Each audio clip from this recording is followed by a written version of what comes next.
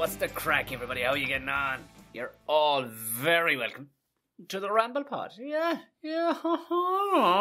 Today is the 23rd. Well, the night of the 23rd. The 23rd of February 2021. So thank you everybody for joining me. I'm all excited. I'm in front of a camera, as you will be a Patreon if you want that sort of content, which I'm using fairly fucking cautiously to say things like that, because I've an article I'll be talking about in a bit, and you'll see why. You'll see what the fuck I'm talking about. But why not? Like I was saying, we're sick of the fucking telly. We're getting there. We're getting there with the lighting, the studio, and all the rest of it. I have some of the soundproofing set up. The mic, I have the fucking mic. It'll be there. It'll be there by next week. We'll have it all dialed in nicely. The desk is coming together. Fucking shelving is going, like, shifting life and actually trying to fucking set up this whole thing. But, it sounds a bit better anyway. It's not as echoey as the other room, as people have been getting in contact. So, sound. Thank you very much. It's your first time joining in. Well, what's the crack? Pull up an old chair. Relax at an appropriate distance. You're all very, very welcome. And to the Patreons, yeah, well, you're paying for this, so thank you very much. That's how you contribute to the show. So you know the crack. Look down the show notes if you want to contribute. You will, of course, get this video of my stupid head, but you will, of course, get tomorrow. I will have the video for this week's Buckshot, because we recorded last night with probably one of the funniest sports people I've ever fucking met. It is an amazingly honest and brilliant and vicious interview. Oh man, the temptation to go super long is there, but I like to keep it in an hour. But you're gonna enjoy this one. It's fucking savage. Would it ever stop fucking raining? Holy Jesus Christ! It has rained non-stop for 3 fucking days. But lockdown, lockdown. There you go. Tis what it is now, lads. Tis what it is. So. Apparently it's to get dry because we are making a compassionate visit, and I think it's a very valid one, that Tom Sr.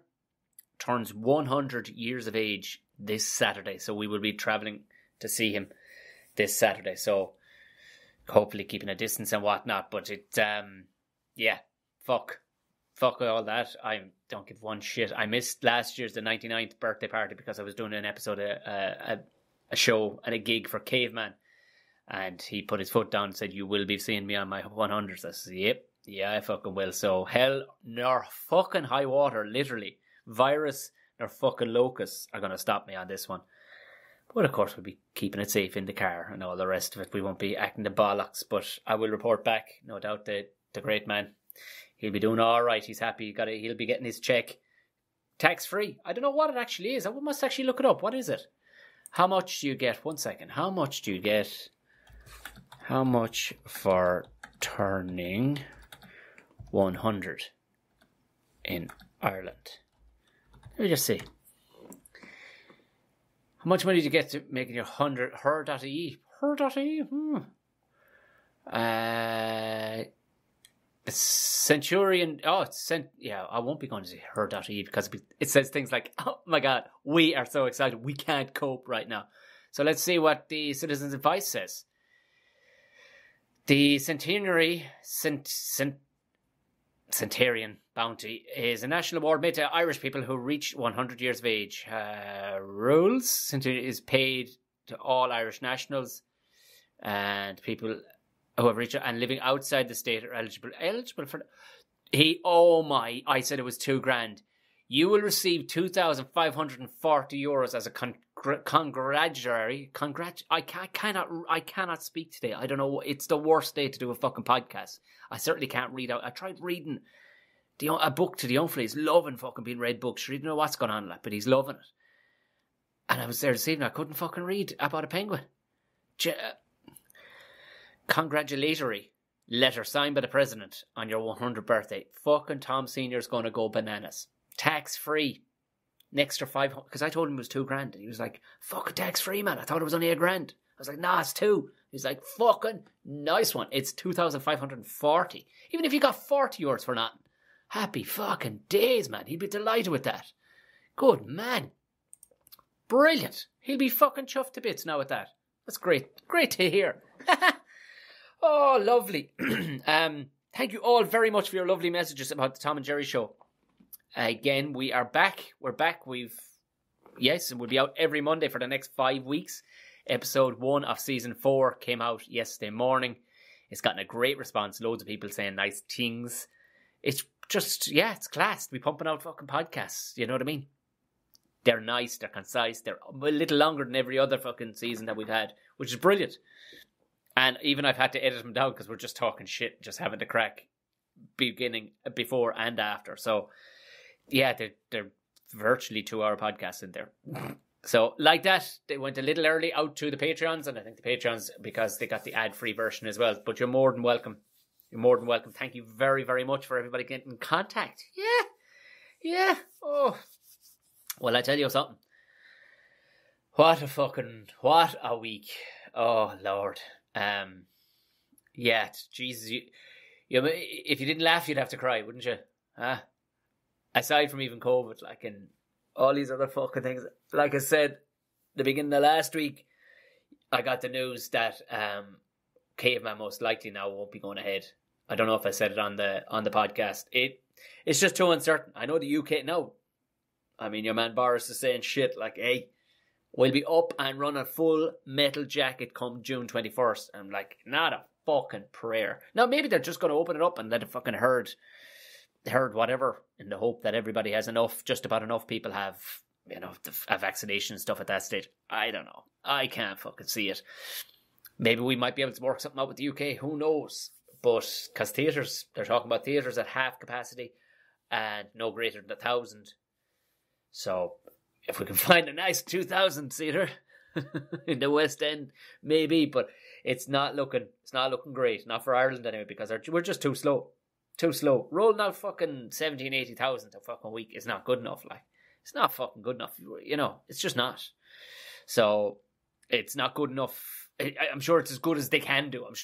I don't fucking know. I know people have all sorts of opinions going, this is bullshit. These people are inept. I don't know, are they inept? I don't know. If they were stand-up comedians, I could tell you what value they are, what standard they are, but I don't know anything about being a politician. I honestly don't. So, I don't know. I don't fucking know. So, who fucking knows? So maybe they are doing a good job. Who knows? But it ain't fucking good enough. We're not going to get Caveman out this year. Fucking disappointed. But as long-term listeners to this podcast will know, there is no fucking shortage of disappointments at this fucking career. And at this stage, all you can do is just go, all right, just be happy for the fucking nice sandwich you have at lunch. That's all you can do. Literally compartmentalize and just look for the small fucking, the small little wins in the day. Like fucking nice toothpaste. These things. Oh, I meant to, let me look it up so I say it correctly. Have you fucking heard me? And I'm assuming it's gone to Twitter now as well. It's Davey, long-term listener, long-term Patreon. He had, where the fuck is the search? Jesus, memories just came up on Facebook, and myself and the missus out shooting with a 2-2. Got a couple of rabbits that day, actually. There we go. That was a great day. She shot her first couple of rabbits. It was a fucking great day. I don't know where the fuck now they put a search thing up. See, the screen is quite big when you jump from your phone, and then all of a sudden you're into a 4-foot wide screen. It's a bit of a fucking jump. That was Irish. Oh, what the telef. Oh, wait. It'll be in my. I'm making a fucking bags of this. So it is Lockdown Ireland Telefish Éireann. So exactly how it sounds, Lockdown Ireland Telefish Éireann. The Telefish Éireann, just like the Irish version of Television Ireland. So Lockdown Ireland will LITE you would see in their, in their profile picture. And it's great. It's great. Davey's coming up with great ideas. He's just chucking up. He's asking everybody for the content. He's just chucking up all sorts of YouTube clips from Irish comedians, just solely Irish comedians. And it's fucking brilliant. It's a great idea. As well as putting up like gigs and stuff like that. And what's great is, and I encourage this to anybody who isn't actually a comedian, because normally comedians will do something like this, but it's for their own you know, it's for, and it's fair enough, but it's for their own fucking benefit, if you get me. It's for their own gains. But when people who are outside it, I mean, like Chrissy Bowes in Oma, never wanted to be a stand-up comedian, made a fucking great promoter. Do you know, great promoter, ambitious, had great ideas, and this is another one. Great idea he put in recently, put up the other day about possibly having sporting commentated by Irish comedians instead, right? Turning down, watching it along with them, whether it be up on I don't know. I know the boys from Penguins and Potholes had suggested possibly doing that over on their Patreon page, doing it live and doing it through their Patreon page. It's always difficult to get people to sign up to Patreon because people go, fuck it, I'll do it another day. And if it's a instant click, which I'm sure there absolutely is, it's a, you know, again, it's a fucking brilliant idea. You know, don't bother asking me anything about soccer. I'm not suggesting that I was going to be asked to do it, but if rugby, I can do that. I can fucking do that. So it's a great idea. Like I said, LITE Entertainment. It's purely for promotion of Irish comedy with no fucking ulterior motives of driving their own thing. It's a great idea. And I hope, like, again, Facebook, all they want you to do is, like, you see the things, like I put up a clip of the Tom and Jerry show the other day, and does it say how many views it got? Probably fucking 50. You know what I mean? Unless you're willing to put money behind Facebook, which is fair enough. So get following that. I'm sure there'll be other platforms open up with this in it, but at the moment I see it on Facebook. So, LITE, give it a fucking look. But yeah, like I was saying, the caveman, and then, I was looking like a sweet gig out of nowhere. A guy that I've known for years, and he's always kind of put stuff to me in the way of marketing and stuff like that, and his missus even got me to host a couple of things. Great couple. And he just messaged me. He went, I probably have a bit of work for you in the next 2-3 weeks. A nice ad for a little snacks company. And it was fucking going so well.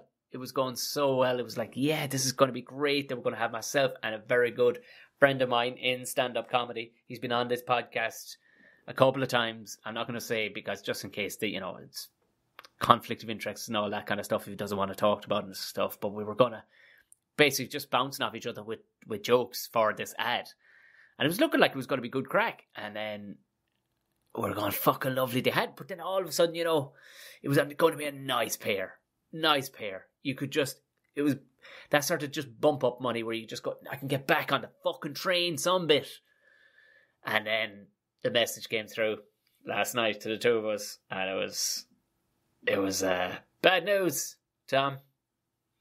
We sent the pitch and the pitch wasn't from us now. This was completely their pitch. I don't know whether it made any difference at all, but the client wants to go in another direction. And I swear to God, I've gotten that message so many fucking times. And I messaged him, and I was going, I didn't know if he'd been messaged as well, because maybe they've just fucked me out. And I messaged him, he's like, looks like I just doubled my pay, but 2 seconds later, in fairness, I knew even when he was writing that, I was like, no, but you wouldn't be that much of a bollocks, that. But in fairness, he came back and he was like, yep, I'm fucking out too. So, but he said it like in 17 or 18 years, he's never gotten an ad. Get over the line. It's always just gotten a week out and gone, yeah. And that's the beauty and killer of this game, is that you can just strike it fucking lucky for one reason or another. Like a couple of comedians have gotten unbelievable fucking runs. Like comedians where you're going, what, really? But they saw something in them. They just saw something in them, and it might just, like other gigs too. Like I got a sweet couple of days in the Ploughing Championship purely because I got seen doing like 15 or 20 minutes in the Laughter Lounge one night. No, in the International. I was closing the International one night. That's what it is. And it was like fucking sweet gig. But he was saying like an 18 a night. I think I've spoken about it here, where I was in for a 10 grand windfall with Guinness, and this is what the booker, the agent, was kind of going, yeah, fucking 10 grand, Tom, you're in. And even if it doesn't go great and you don't feature fully, 5 grand.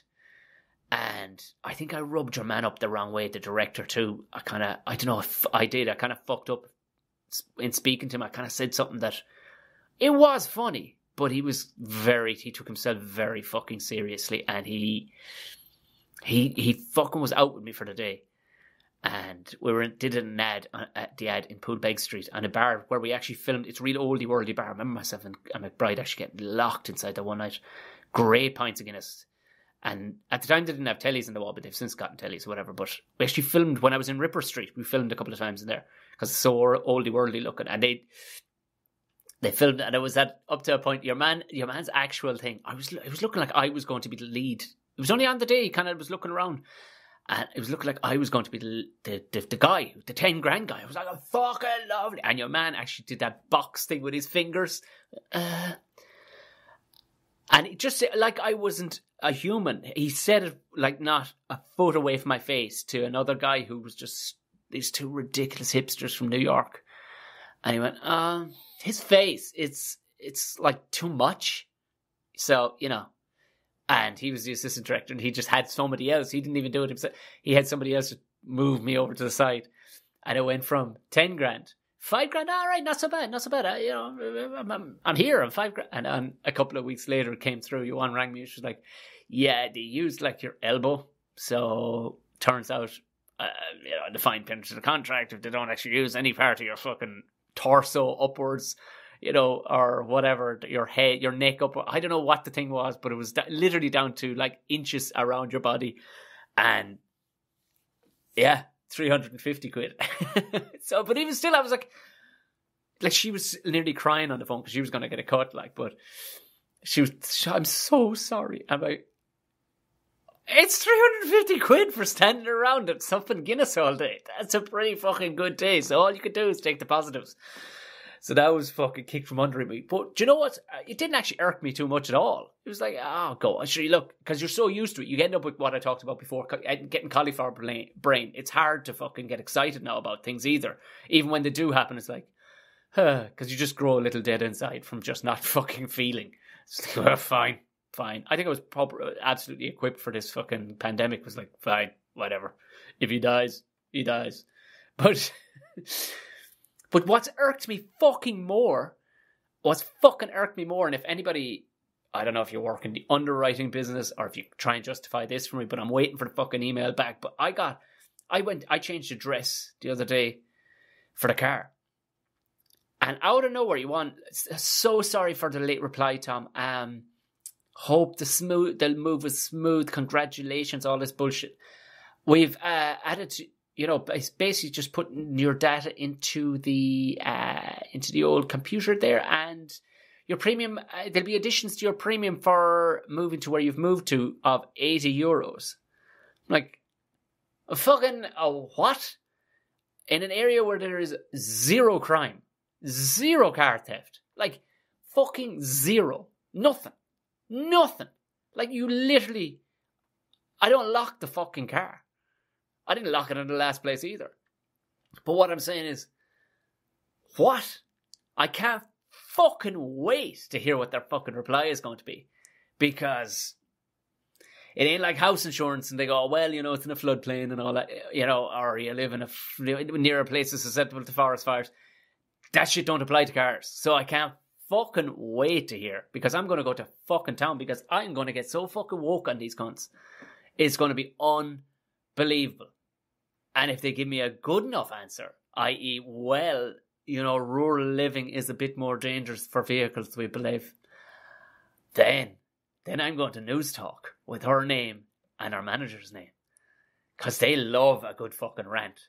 And country folk talking about being looked down upon by these city bastards.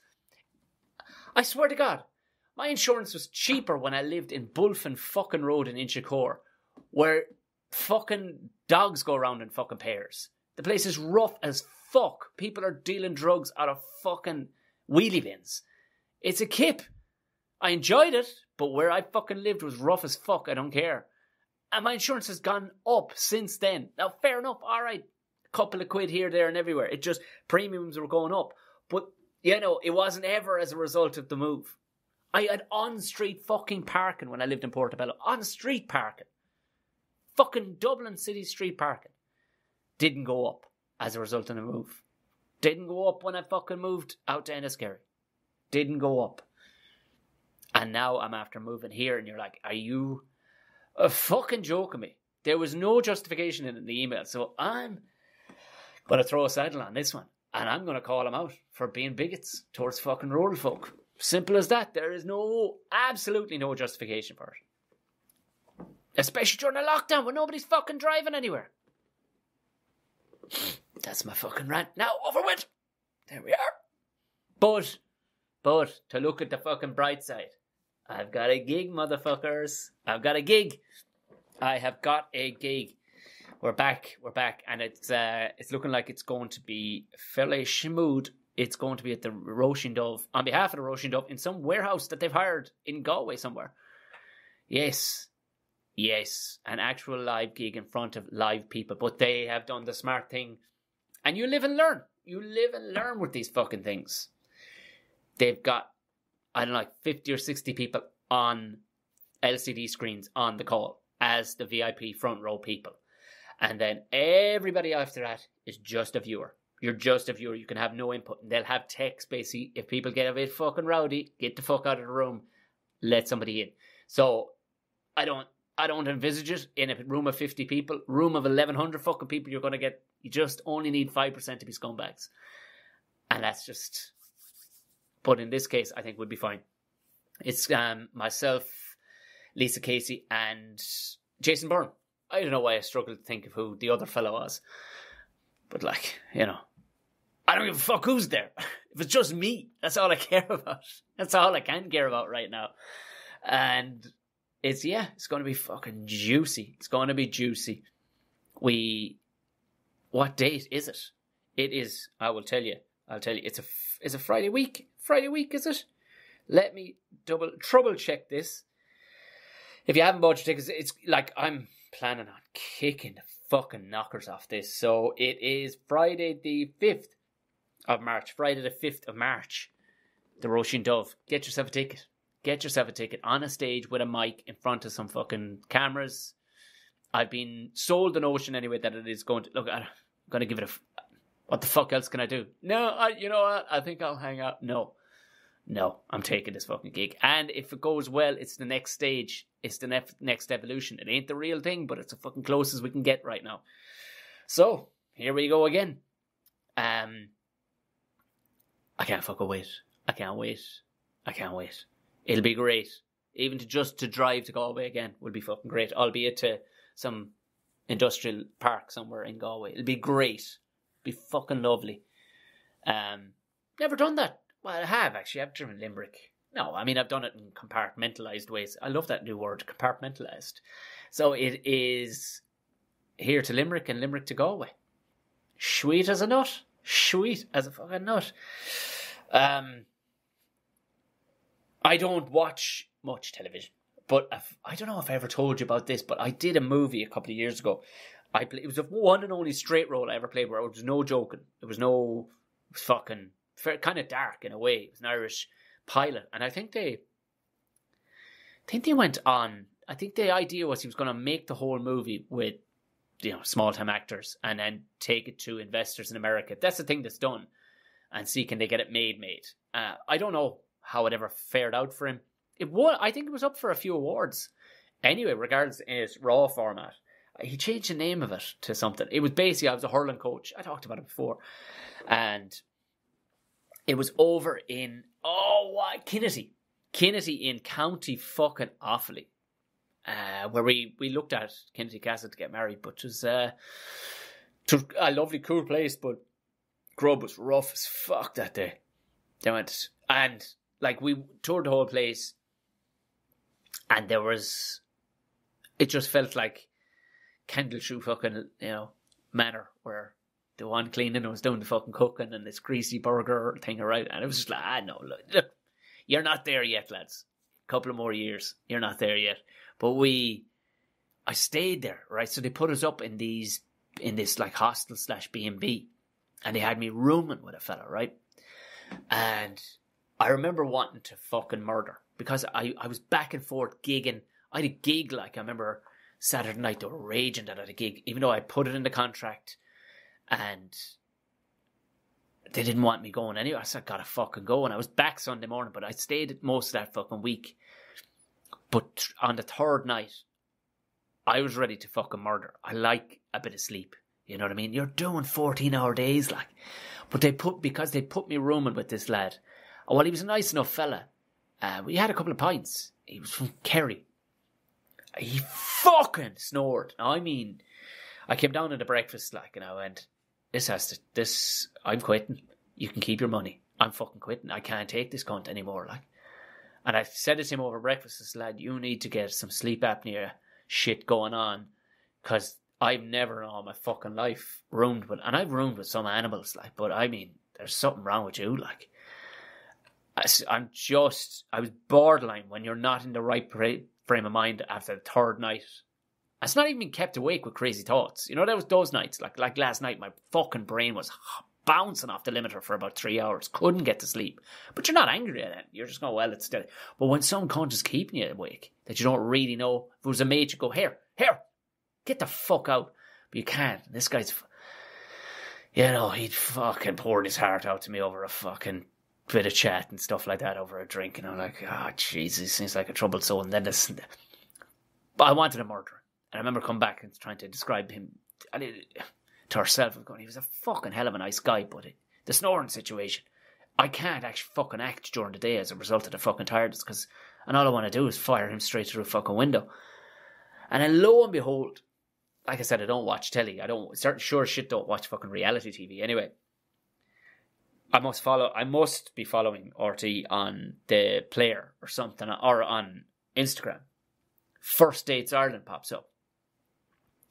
Big gay dude chatting up another dude, and they're sitting there having dinner, and they're two kind of middle-aged. One guy's really, really camp, and he's the guy who's all the comedy, and then the other guy, the big fucking bear, he's the fucking bloke. I nearly fucked my phone off the wall with just an instant fucking bit of temper. This is the dude. I'm thinking, don't you fucking dare bring him home, like. Don't you fucking dare. And this guy, the other guy was talking to camera, like going, she sometimes said to be on the old Tinder, sure, and this fella, do you know, and the next thing, I was on with Grindr, and this fella said, you should call in, go on, so. And the next thing, the doorbell rang, and I just pulled him into the door and just threw my lips at him and pinned him up against the wall. And then your man was like, what the fuck are you doing? I'm just delivering letters. I was like, oh, like we didn't hear that fucking story before, you know. It's like, oh God. I'm pretty sure Porter had a story like that, which I'm sure he fucking lifted off somebody else. But that aside, I kept on going back to your fucking man. I was like, I didn't dream that. Do you know those moments where you're thinking, did I fucking dream that? Those fucking 5 days in Offaly. How the fuck? Did I dream that shit? And lo and behold, this motherfucker. I'm going to get a picture of him. I'll put him up on... You'll see it. If you just look over my right-hand shoulder, left-hand shoulder, right, as you will see it. That's what I'm fucking talking about. And that's the thing with this new video that I'm actually doing right now. There'll be interactive things put up, well, media, shall we say, content put up beside me so you'll see exactly what I'm fucking talking about. I'm not going to put links or nothing. This isn't that kind of a fucking smart podcast. I don't have a Jamie in the corner, you know, kissing my arse and going, what would you like me to do next? I don't have that. So even if I did, I have the finances for that. It wouldn't be allowed. But one day, maybe. One day. One of the Patreons wants to hang out and is shit hot on a computer. Fucking class. With fucking... But yeah, I couldn't fucking get my head around. Yeah. You know things are going fucking to the wall. You know things are going to the wall. Like, I know I've talked about Onlyfans before and sugardaddy.com. And I know everybody's joking about it. But it's fucking hooring, like. There's no two ways about it. It's hooring. You're a hooer. You're absolutely milling the guts out of yourself for some old lad in fucking Arkansas just to throw money at you. You're a hooer. Say, I don't give a fuck. And you're going, I think you should get... How would you feel if your daughter said it to you? Even if you don't have a daughter, have a figurative daughter in your head, just turns around and goes, I'm on OnlyFans. I absolutely fucking lash the fucking gear at myself. You'd fucking... That's it. You're moving to the fucking mountains. That's it. We're done with society. Get to the fucking mountains. Put on a helmet. We're fucking out of here. No fucking way. And there's no other way to look at it. I don't give a shit. Give a shit. But whatever. It'll go on. The hooring has been out. It's one of the oldest fucking things ever. There's no big deal. It's no real big deal until it fucking lands on your door or whatever. But it's fine. People want to do it.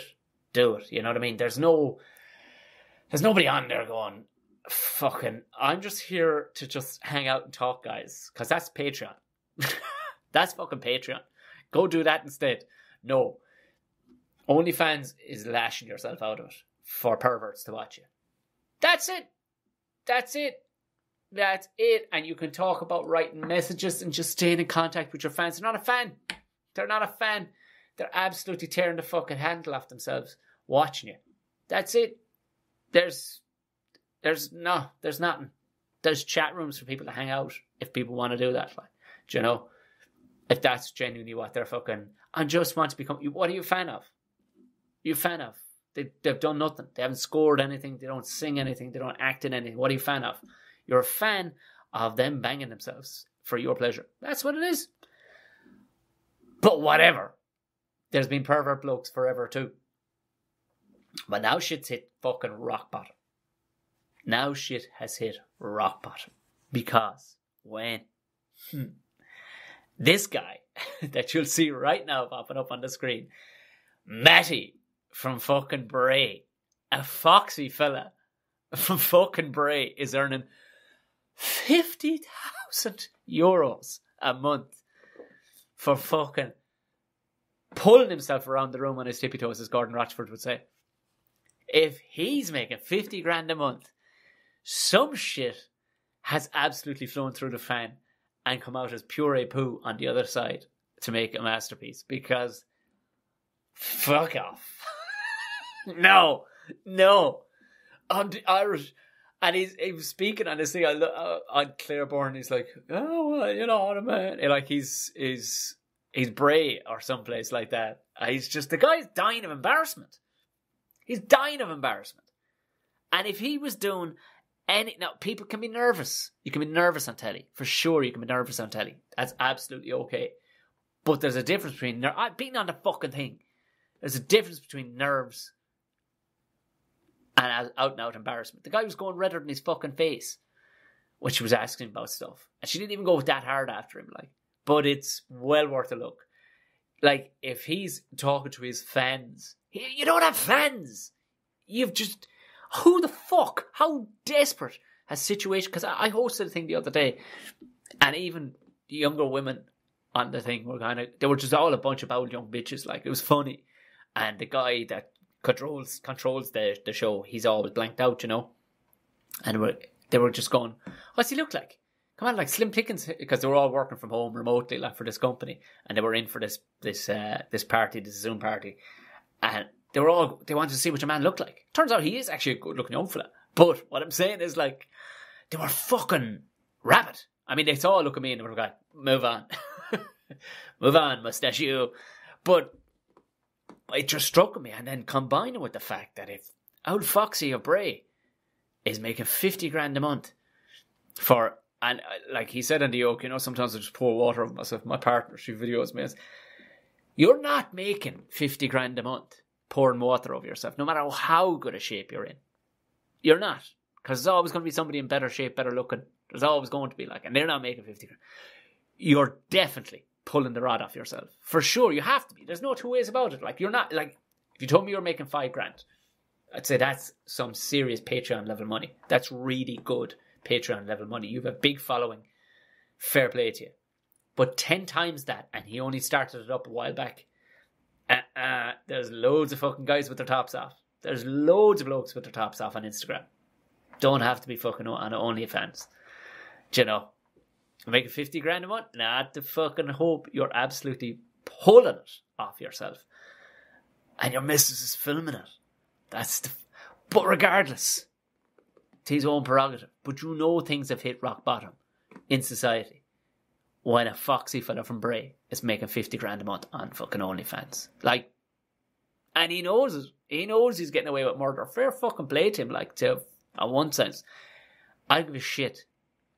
I don't give a shit. I know there's always a joke, oh, if I had abs, I'd never wear a shirt. Yeah, you fucking would. Because you're not a fucking animal. unless you're a fucking scope, you're not a fucking, you know, you're not going to be fucking going around with fucking no shirt on. Plus, it's Ireland. For fuck's sake. They showed up a couple of videos of your man standing by a tree, like, just with an axe on. He looks a complete fucking langer in it, which everybody would. I'm sure the fella, well, I'm not sure, I don't know, maybe he's a fucking knob, but I'm sure there's a strong possibility he's an alright fella who just figured, fuck it, making no money here, let's jump on Onlyfans.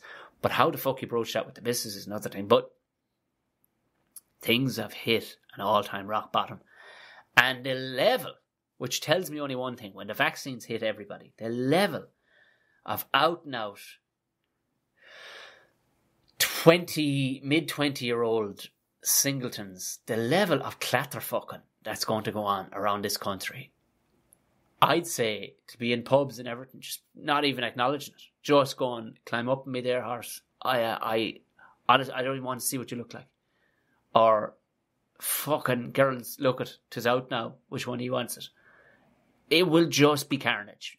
Judging by the fact that those gangy young ones that the other night were bowled as fuck, like, and they more or less said it. It's fucking slim pickings around here. Like, this is apocalypto. We need this fucking. We need to be just looking at men. We need men. And this fella in Bray, foxy-fella, you know, is making 50 grand a month. It can't be all blokes. Can't be all blokes. It's got, he reckons he's. One interview, I was looking him up to see what the fuck is this bullshit.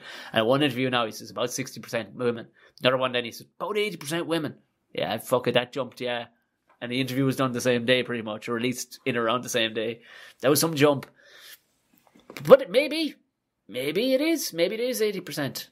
Which tells me, I can't see, 2 years ago, I would not have seen that. Where I wouldn't have seen that. I don't think it would have been a fucking thing 2 years ago. Where 50 fucking grand a month. Fuck. Things are hard on people. Yeah, there we go. That's pretty much the podcast. Do we have any fun stories to be talking about? Oh man, I got a fucked up video the other day. Pictures of somebody got a fucking absolute hiding on the Luas. And he got half his ear knocked off. Not a pure chopper read now, but fucking a big old chunk of ear landed on the yoke. But people are fucked up. They don't care anymore, like. Nobody was fucking shocked. People were writing different funny slogans, like. And I may have joined in. Like, how's the guy's mascot to keep on, you know? Jesus. You know, people were writing funny shit, and then somebody absolutely fucking ended it with the best line of the whole lot, which I will not claim. It was somebody else. It's fucking Cluas On The Luas. It's like, for any of our non-Irish listeners, Cluas means ear. And the Luas is the tram service that runs through Dublin. And there was a subsequent follow-up video to that, to the guy who ordered the hit. And he'd ordered a hit on him in prison and shit. And I was thinking, fuck, it's fucking rough. Dublin is rough, but I tell you, not as rough as Edinburgh, which it gets fucking dodges a lot of the rough light, and Edinburgh has plenty of rough fucking spots. Edinburgh woman bit off man's tongue in street brawl before seagull swooped down and ate it. Jesus, Mary and Joseph. James Mackenzie spat out a piece of his tongue on the street after Bethany Ryan, 27, had ripped it off with her teeth during an incident in Edinburgh. Of all the bits to bite, like, always go for an ear or a nose. Then a gull flew down and grabbed the muscle, making it off before the injured man could retrieve it. Edinburgh Sheriff of Court told that the grisly incident, which left the victim maimed for life, when Ryan appeared in the dock and pleaded guilty to the attack last Thursday. Prosecutor Susan Dixon said the pair clashed and they passed each other on the Leith Walk. Oh, fucking Leith. Said the pair were strangers, but an argument, they were fucking strangers. The fucking seagull is loving this shit, man. They were strangers, but between them, an argument developed between them. The court held Ryan had tried to walk away from the confrontation. The fiscal said Mackenzie continued to be aggressive towards Ryan, and Ryan approached her again with a clenched fist. All right. I mean, go for it, girl, but why bite the manky bastard's tongue? Miss Dixon said Miss Ryan somewhat oddly responded to pushing him away on the body and kissing him. Fuck, what kind of... She's pretty fucking warped. She kissed him on the lips during the course of that, she bit through his tongue and caused... Like, he actually threw the tongue in as well. So he lobbed the tongue, like. Even though he was having a row with her, she shoved him. Then she threw the head in him. And he went, Asher, look it, while we're here, have an old bit of that. Mackenzie walked off and spat the piece of tongue out, at which point the musk was picked up by a large seagull and made off with the piece of tongue. The court heard that the chunk of tongue bitten off was approximately 2 centimetres by 3 centimetres. Like, 2 centimetres, lads, nearly an inch. 25 millimetres, like, that's 20 millimetres. Fuck, an inch of tongue. Fuck. Jesus Christ. She was later arrested by police, attended hospital treatment for the laceration to his tongue, oozing blood. He did not require surgery. Hard cunt. Given the piece of tongue was no longer available and could not be reattached. Jeez, surely they fucking stitch up the end of it. Doesn't say she got, right. Doesn't say whether she got to defer her sentence in preparation for, she got a deferred. Well, you know what? I mean, she dressed up classy for the court, I gotta say. The picture's up here right now. So yeah, there you go. 2 cities combining through fucking maiming each other. Isn't that beautiful? Aren't I? And my fucking insurance is 80 quid more expensive than fucking living in a place where lads' ears get belted off. You fucking codding me. All we have here is fucking foxes and nasty badgers. That's it. And noisy fucking riding foxes. That's all we have. So I will report next week as to what they're... or you'll just see my rant somewhere on social media. Which segues nicely into telling you, if it is your first time listening, follow me on all the usual social platforms.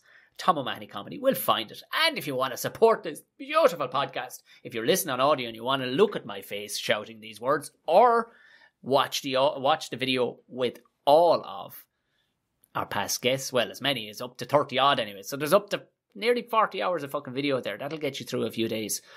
If you want to do that while supporting the podcast, there you go.